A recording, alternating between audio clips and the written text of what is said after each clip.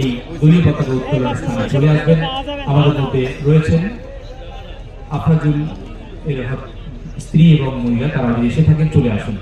পতাকা উত্তোলন করছেন ইন্ডিয়ান সেকুলার ফ্রন্টের জেনারেল সেক্রেটারি বিশ্বজিৎ মাইতি মহাশয়।